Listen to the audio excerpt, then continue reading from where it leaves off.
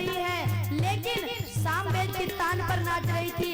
अब उससे नृत्य में गलतियां होने लगी, यमुना जल उल्टा बहने लगा, जो पत्थर था वो बहने लगा और जो नदी थी वो पत्थर जैसी कठोर होकर रुक गई। महाराज, इस प्रकार का बड़ा सुंदर वृंदावन में हो रहा है। आज भगवान बांसुरी बजा रहे हैं, बांसुरी बजाए आज रंग से मुरारी, बांसुरी बजाए आज रंग से मुरारी, बांसुरी बजाए आज रंग से मुरारी, बांसुरी बजाए आज रंग से मुरारी, बांसुरी बजाए आज रंग से मुरारी, बांसुरी बजाए आज रंग से मुरारी। वृंदावन वंशी बजी तीन लोक न्यारी, वृंदावन वंशी बजी तीन लोक न्यारी, वृंदावन वंशी बजी तीन लोक न्यारी, वृंदावन वंशी बजी तीन लोक न्यारी, वृंदावन वंशी बजी तीन लोक न्यारी, वृंदावन वंशी बजी तीन लोक न्यारी। बाल बाल मगन भये ब्रज की सब नारी, बाल बाल मगन भये ब्रज की सब नारी, बाल बाल मगन भये ब्रज की सब नारी, बाल बाल मगन भये ब्रज की सब नारी।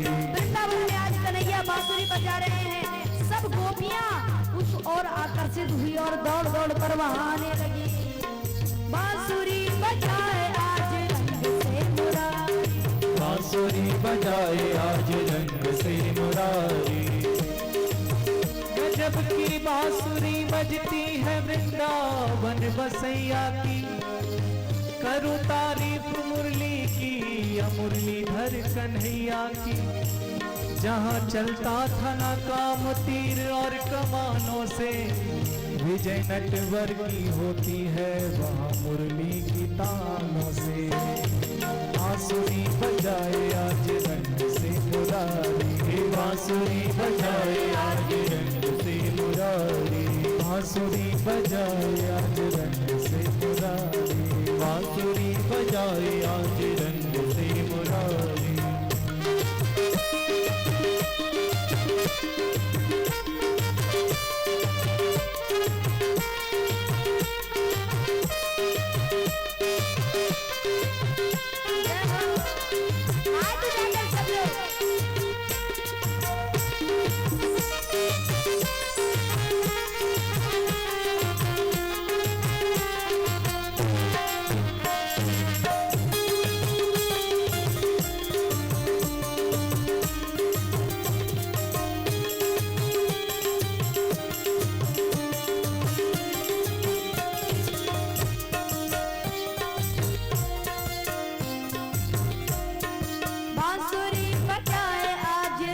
से मुरारी, बांसुरी बजाए आज रंग से मुरारी, बांसुरी बजाए आज रंग से मुरारी, बांसुरी बजाए आज रंग से मुरारी, बांसुरी बजाए आज रंग से मुरारी, बांसुरी बजाए आज रंग से मुरारी।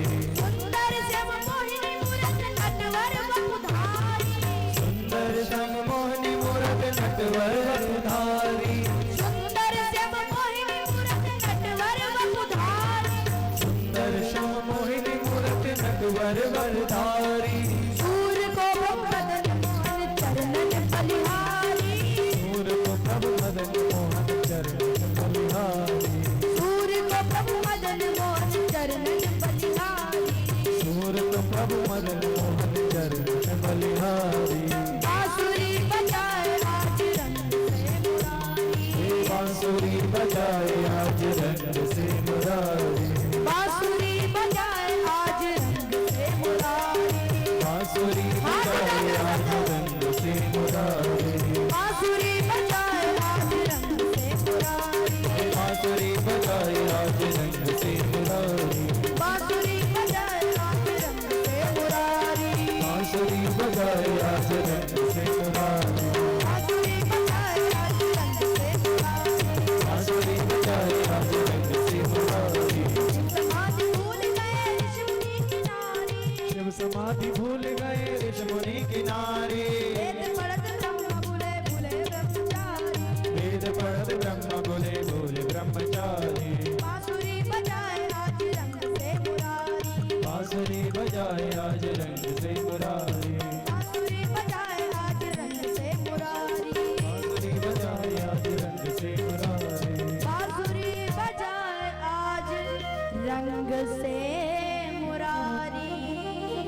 बोले बाल कृष्ण लाल की, राधा रानी की। आवाज नहीं आ रही आप लोगों को?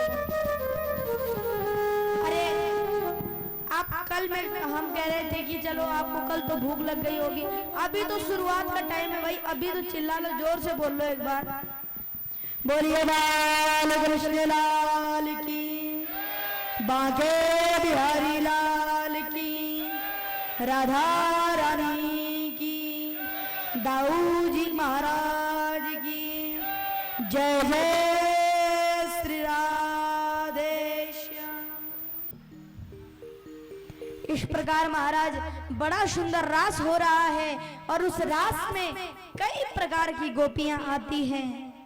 साधक सिद्धा गोपी, साधन सिद्धा गोपी, ऋषि रूपा गोपी, श्रुति रूपा गोपी, कई प्रकार की गोपियां पहुंची।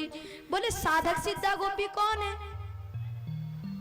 बोले साधक सिद्धा गोपी वो है जो पहले ना हो और बाद में बन जाए, जैसे श्री तुलसीदास जी महाराज।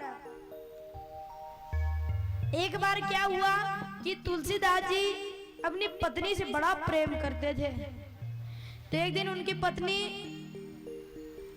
अपने मायके चली गई ससुराल। तो जब अपने भाई के साथ तो बिना पूछे चली गई। अब जब बिना पूछे चली गई तो तुलसीदास जी घर पर आए, देखा देवी जी कहाँ हैं, पता ही नहीं है देवी जी का। तब तो एक दोस्त से पूछा तो उन्होंने बताया कि वो तो अपनी माँ के घर गई हैं। तो तुलसीदास जी कई देर तक रुके रुके रुके महाराज, 12 बज गए रात के। तो तब क्या किया उन्होंने? बोले रात में ही चल दिए, बोले आज तो वहीं जाएंगे। अब जब महाराज चले तुलसीदास जी, तो पहले रात में एक नदी आई, बड़ी भयंकर नदी थी। तो वहां पर एक शव पड़ा हुआ था, मरा हुआ व्यक्ति था, जो नदी में आपने देखा होगा कि जब उसके अंदर पानी भर जाता है तो फिर वो ऊपर आ जाता है। तो जब उन्होंने वो तैरते हुए उस शव को देखा तो उन्होंने कहा बड़ा बढ़िया है, मेरी अब रात में तो दिखा नहीं। तो बोले मेरी पत्नी मुझसे कितना प्रेम करते, मेरे लिए नाव छोड़कर गई है।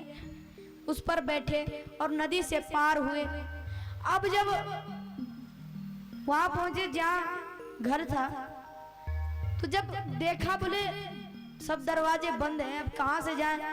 तो एक अजगर दीवार पर चढ़ा हुआ था और उसने ऊपर के जो घरों के पहले ध्वजा रहा करती थी, उस ध्वजा पर लपेटा हुआ और पूंछ नीचे थी तो चढ़ रहा था ऊपर। तो उन्होंने सोचा कि अरे देखो मेरी पत्नी को मेरे लिए रस्सी छोड़ी हुई है, बोले आएंगे तो यहीं से चढ़ेंगे। तो उन्होंने उसे पकड़ा, खुद ऊपर चढ़ गए, वो अजगर नीचे गिर गया, उसकी मृत्यु हो गई। फिर अंदर गए, देखा देवी जी सोई हुई हैं, उठाया, बोले देवी जी मैं आ गया। बोले तुम इतनी रात में यहाँ कैसे? तब तुलसीदास जी ने कहा बोले तुम्ही ने मेरे लिए नाव छोड़ी, तुम्ही ने मेरे लिए रस्सी छोड़ी, फिर कहती हो क्यों आए हो? बोले कैसी रस्सी कैसी नाव? तो हाथ में लालटेन ली। अब जब वहां गए नदी के पास तो वहां क्या देखते हैं? बोले एक मरा हुआ व्यक्ति पड़ा हुआ है और वो पानी के ऊपर तैर रहा है। बोले यही तो नाव थी। बोले आप इस पर बैठ कर आए। फिर आ गया है, बोले तुमने रस्सी क्यों छोड़ी? तो जब वहां पर पहुंचे तो कोई रस्सी नहीं, वो एक अजगर था जिस पर चढ़कर वो ऊपर आए थे। तब तो उसी दिन उनकी पत्नी ने डांटा, अरे हाड मांस की देह में जो ये ऐसी प्रीत, तजऊ होती श्री राम से मिट जाती भव भी।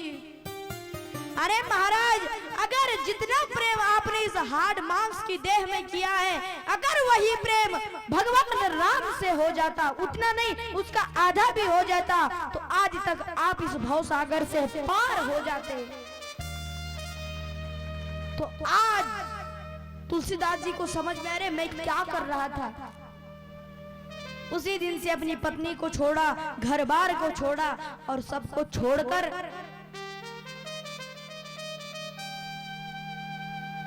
भगवान राम के भजन में लग गए। और देखो, जिस दिन भक्त भगवान के भजन में लग जाता है, तो ये बात याद रखना, जो भगवान को सुमिरता है भगवान भी उसे ही भजते हैं। बड़ी सुंदर एक भक्तमाल में कथा है, जब तुलसीदास जी ने रामायण लिखी ना, रामायण रामचरितमानस, तो जब लिखी तो उसमें उन्होंने जब पूरी हो गई तो रात में उसका गान करते थे। तो जो बड़े बड़े विद्वान थे भगवान शिव के द्वारा भी, अब जब उसे काशी में रखा गया था ना, तो सब पुराणों को ऊपर और सबसे नीचे उसे रखा गया था। लेकिन जब अगली बार कपाट खुले तो जो सबसे नीचे थी वही सबसे ऊपर आ गई, इसीलिए भगवान ने भी उसे स्वीकृति दे दी। अरे बड़ा भयंकर, बड़ा सुंदर ग्रंथ है। तो जब बड़ी प्रशंसा होने लगी तुलसी जी की और उनकी रामायण की, तो एक बार कुछ विद्वानों को बड़ी शंका हुई। बोले अगर सब लोग रामचरित मंगल भवन अमंगलहारी द्रवौ सुदशरथ अजर बिहारी सब इसी में लग जाएंगे, तो इन वेदों को कौन पढ़ेगा, इन पुराणों को कौन पढ़ेगा, तो क्या किया जाए। तो उन्होंने कुछ चोरों से कहा, अरे भैया तुम जाना और उस रामायण को उठाकर नदी में बहा देना, ना रहेगी बांस और ना बजेगी बांसुरी। तो उन्होंने कहा वो बेचारे चोर वो तैयार हो गए, ठीक है। तो उन्होंने चल दिए। अब जब चोर आए तो उन्होंने वहां पर क्या देखा, तुलसी जी के घर पर, तुलसी जी के घर के बाहर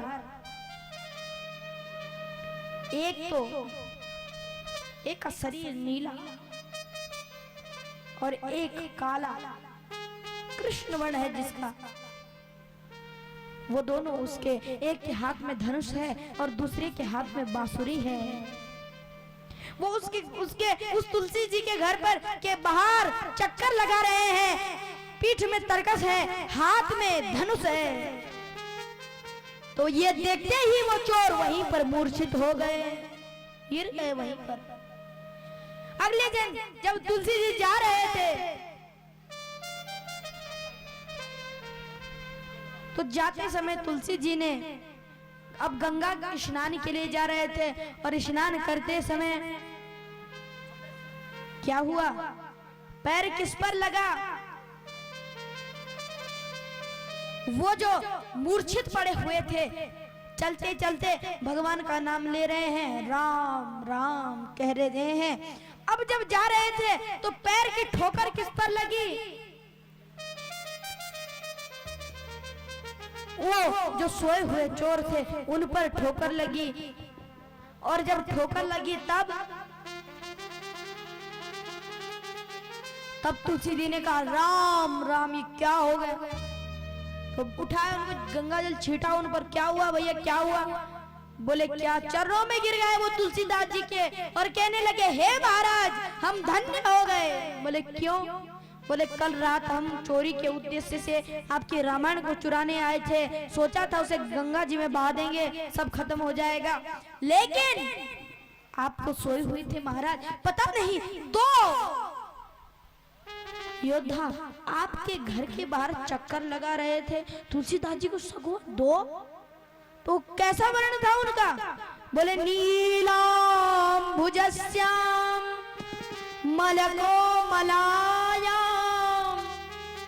सीता समारो पीतबाम भागम। नीला वर्ण है, एक का नीला वर्ण है और दूसरे का कृष्ण वर्ण है। तुलसीदास जी उनके चरणों में लेट लेट कर उन्हें प्रणाम करने लगे। अरे तुम धन्य हो, तुमने मेरे भगवान का दर्शन कर दिया, जो मुझे नहीं मिले वो तुम्हें मिल गए, ये है महत्ता। तो इसीलिए जो भगवान को भजेगा उसके घर के बाहर भगवान उसकी रक्षा करने के लिए हाथ में धनुष लेकर और पीठ में तरकस भरकर उसके घर की परिक्रमा लगाएंगे। ये है भक्ति। तो वहां पर तुलसीदास जी जैसे साधक सिद्धा गोपियां पहुंची, साधन सिद्धा गोपी। अब साधन सिद्धा कौन है? बोले जो पहले से जन्म से ही भगवान के इसमें लगे हुए हैं। जैसे सुखदेव जी हो गए, और कलयुग की बात करें तो मीरा को देख लो, जो पहले से भगवान के इसमें लगी हुई है। देवता रूपी गोपी, देवता लोग वहां पहुंचे और उनकी पत्नियां और ऋषि रूपा गोपियां पहुंची, जो कैसी हैं? बड़े ऋषि मुनि हैं और वो भी भगवान बड़े जब तब किया है तब भगवान के रासलीला में प्रवेश हुआ है। और श्रुति रूपी गोपियां वेदों के जो अक्षर हैं वो रूप धर धर कर वहां पर पहुंचे और रासलीला में सम्मिलित हुए। इस रासलीला को आप सामान्य तरीके से मत समझना, ये कोई मनुष्यों की एकता नहीं, ये जीव और शिव की एकता है। तब तो महाराज अब भगवान ने बंसी की तान छेड़ी, सब लोग सारी गोपियां वहां इकट्ठी हुई। अब जब इकट्ठी हुई तो कन्हैया ने कहा स्वागतम वो महाभाग, स्वागत किया, आइए स्वागत है आपका। पर लेकिन देवियों आप यहाँ क्यों आई हैं? अब तो महाराज जो गोपियां थी वो मुंह में देखती रह गई। बोले पहले हमें बुलाया और अब पूछते हैं क्यों आई हो? अरे देवियों लौट जाओ, तुम तो बड़ी पतिव्रता स्त्रियां हो, इतनी रात में बाहर क्यों आई हो? जाओ अपने घर को जाओ।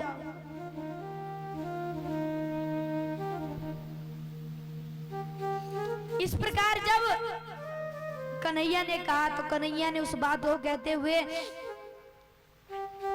एक दृष्टांत दिया। क्या दृष्टांत देते?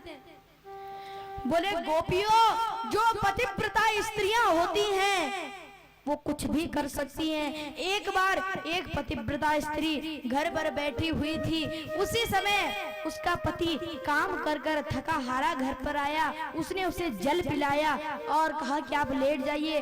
तो उसके पतिदेव ने उसके गोदी में सिर रखकर और सो गया और वो उसका सिर दबाने लग गई।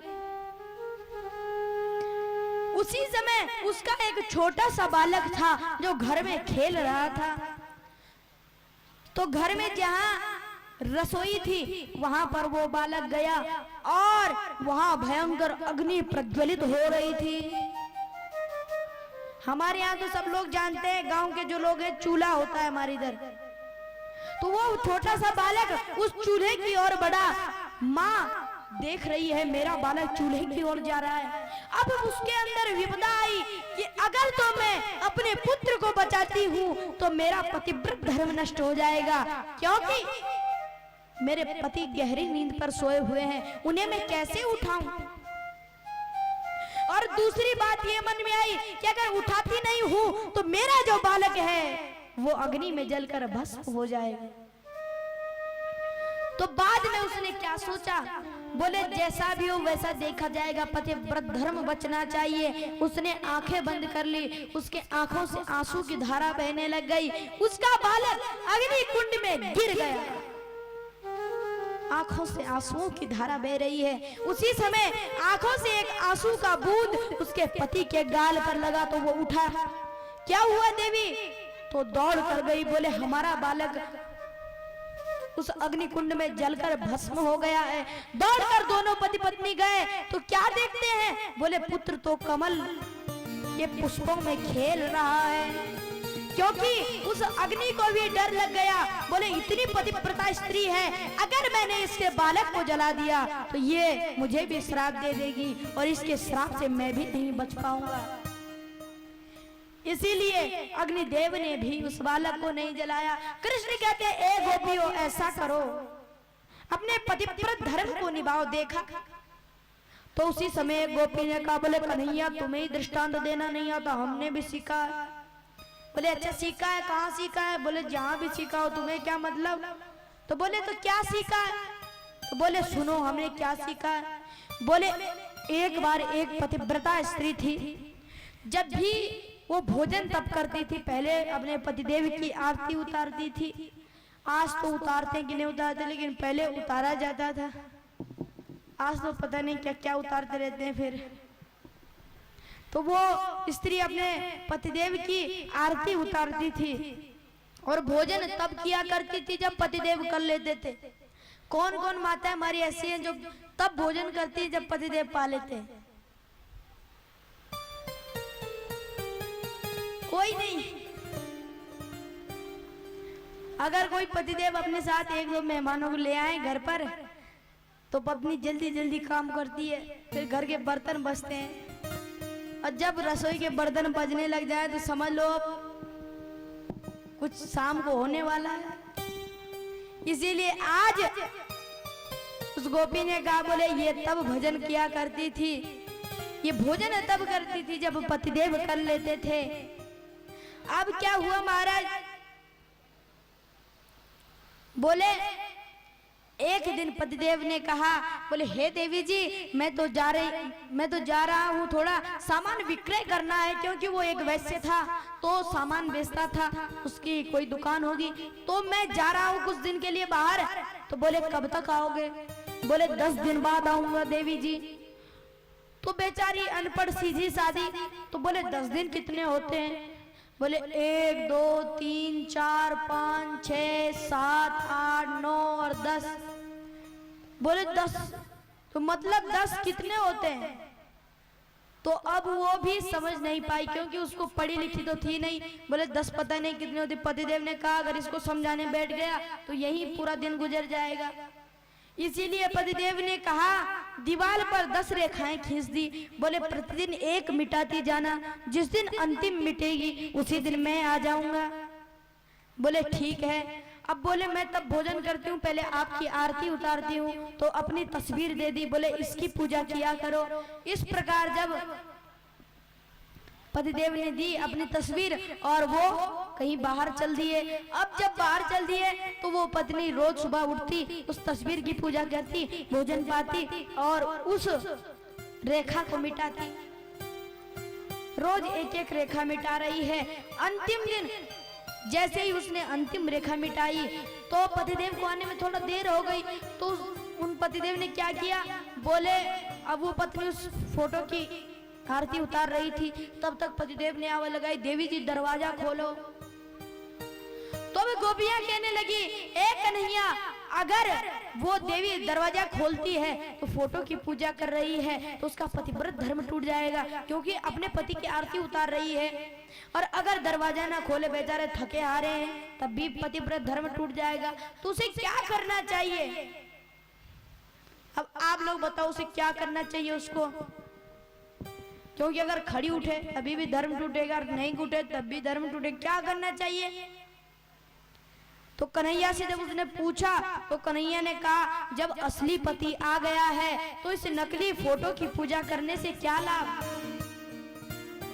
इतना सुनते ही जैसे ही गोपियों कन्हैया ने ये कहा, गोपियां बोली बस अब पकड़े गए। तो उसी प्रकार कन्हैया, जब आप हमारे असली पति आ गए हैं तो इन नासवान पतियों की पूजा करने से क्या मिलेगा? तब तो कन्हैया समझ गए अब तो ये नहीं मुड़ने वाली। इस प्रकार दृष्टांत देती हैं गोपियां कन्हैया को, और कन्हैया ने सोचा अब ये नहीं मुड़ेंगी। तब रासलीला होने लगी, बड़ी सुंदर रासलीला होती हैं। इधर जो कन्हैया हैं वो, एक गोपी ने कहा मुझे प्यास लगी है, तो उन्होंने धरती से जल को प्रकट कर दिया और उसकी प्यास बुझाई। इस प्रकार कन्हैया रास करते हैं। रास के बीच में जब तक उन गोपियों का ध्यान किसकी ओर था? कन्हैया की ओर था, तब तक तो कुछ नहीं हुआ। लेकिन अब जब ध्यान अपने शरीर पर गया, अब प्रत्येक गोपी के साथ अलग अलग है ना, हर गोपी के साथ एक कृष्ण। तो वो सोचने लगी, अरे मैं बड़ी सुंदर हूँ, तभी तो ये कन्हैया मेरे साथ आया, हुआ औरों के साथ क्यों नहीं गया। इसीलिए अब देह दृष्टि हुई, मन रूपी वृंदावन में कन्हैया वास करते हैं, लेकिन जब उसमें अहंकार का प्रवेश होता है तो कन्हैया वहां से अदृश्य हो जाते हैं। कन्हैया वहां से अदृश्य हो गए। अब तो गोपियां रोने लगी, बार बार रो रही है, हानाथ रमण प्रेष्ठा क्वासी क्वासी महाभुजा दास्यास्ते कृपणाया में सखे दर्शय सन्निधिम। हे कन्हैया प्रकट हो, आ जाओ, हे प्रभु हमसे गलती हो गई। उन गोपियों की ये दृष्टि हो गई महाराज, इतनी डूब गई, इतनी तन्मयता हो गई, रोने लगी और कभी उस वृक्ष से पूछती हैं, ए वृक्ष क्या तूने मेरे कन्हैया को देखा है। तब आगे बढ़ी, एक तुलसी का पेड़ दिखा, बोले ए तुलसी बताना क्या तूने कन्हैया को देखा है। तो हवा चलने लगी, तुलसी हिलने लगी, बोली अच्छा तू हमारी सौत है ना, इसीलिए नहीं बताएगी। उसके बाद कई से पूछ रही है, कभी चंद्रमा से पूछती है, रे चंद्रमा तू चारों ओर है तो बता कन्हैया कहाँ है। लेकिन महाराज चंद्रमा भी कुछ नहीं बोला। कभी हरी घास से पूछती है, ए हरी घास तू तो चारों ओर बिछी हुई है, मेरे कन्हैया को देखा। आज सब निर्जीवों जंतुओं से पूछ रही है, लेकिन कोई उसके प्रश्नों का उत्तर नहीं दे रहा। सारी गोपियां रो रही हैं कन्हैया के विरह में। हे कन्हैया प्रकट हो, इस प्रकार कह कहकर रो रही है। एक गोपी कहती है, ए कन्हैया जब तुम दिन में गाय चराने जाते हो तो तुम्हारे पैरों में कंकड़ लगते होंगे, तुम्हारे तो पैरों में लगते हैं, हमारे तो हृदय में लगते हैं, इसीलिए हे कन्हैया प्रकट हो जाओ और हमें दर्शन दो।